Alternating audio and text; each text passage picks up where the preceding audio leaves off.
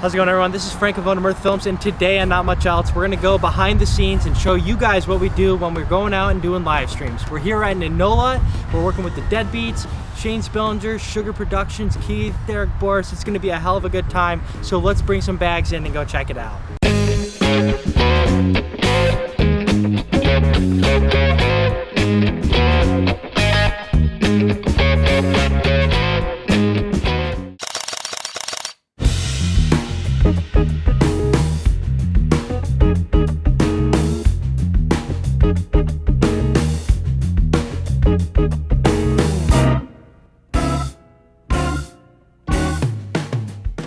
First thing you gotta know when you're loading in is just make sure you stay out of the band's way. They're gonna be setting up their own stuff, you're gonna be setting up your stuff, but you gotta remember that without the band, there is no you. Number two, you always wanna show up early, no matter what it is. Especially when it comes to live streaming, maybe you wanna show up 3 to 4 hours early. Why? Because you gotta test the signal of how the stream is in the building. You wanna make sure all the camera shots are right, communicate with the band, see what they like, what they don't like. Also, your stress levels go way down when you have everything set up and you got some time before the show starts. Maybe grab something to eat, go outside, get some fresh air, call somebody you love before you even go and start the stream. Now it's time to talk to the owner of Nanola, Shane Spillenger. I was trying very hard to do like a drive-in type scenario or, do some things where people might be able to sit in my parking lot, but the state has literally made it impossible for me to have people on my properties. So I keep doing these socially distant live streams and one-off drive-through pickups. Cinco de Mayo was great. I was getting messages for them days after. People really dug them. And yeah, some of these artists are struggling mentally, not being able to perform. So I know that for a few of them, it's been very special. And for a few of them, they're getting a lot of positive response. I'm very excited for my buddy Jimmy with his ukulele that played almost all of them.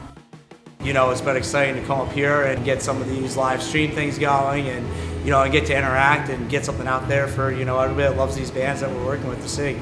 We're handling, the lighting and the sound and sending the stream out. We've done a couple different ones. This is the second one we've done with you. We've done a couple more simple ones. We've just had some DJs in here and we're, trying to grow on this idea and, and see where we can take it. Everybody's healthy that I know in my family. Everybody's doing well. I will say it did impact the gigs a little bit with both Tambraku and the Deadbeats, as well as a couple groove stick gigs that we had thrown in. It's been really nice to learn new songs. It's been really nice to sharpen up the guitar skills.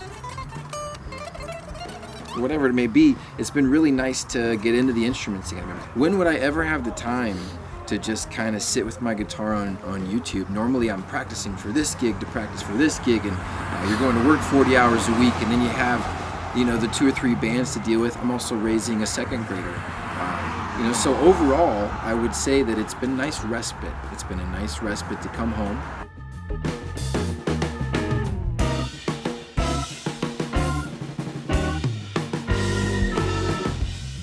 Usually when I do my streams, there's a lot going on, and sometimes it's just me, so I have a lot to be in charge of. Number 1, camera, 4 of them. Number 2, running the board, and number 3, the camera that I'm shooting on, the Panasonic HCX1000, is a zoom style camera that I will actually use while switching on the board and shooting and doing all of that at the same time. I don't want to go too much into my streaming setup. That's for you to decide how you want to set up your streaming setup, but it all starts with OBS, Open Broadcasting Software. That's the software that I use to go out and do these live streams. It's free, it's open source.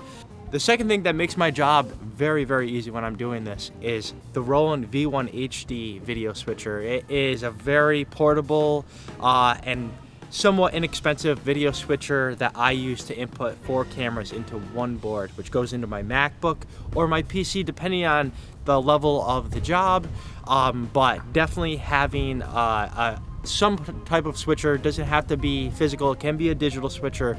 I definitely recommend having. It just adds an extra element. Nobody wants to just see a single shot, especially like me talking to you. I'm probably boring, aren't I? If you would like for me to go even more in depth with just the whole live streaming aspect of what we do at Mirth Films, please let me know, because I would love to make a follow-up video with this. Until next time, I'm Frankie Cavone, this is Not Much Else, and thank you.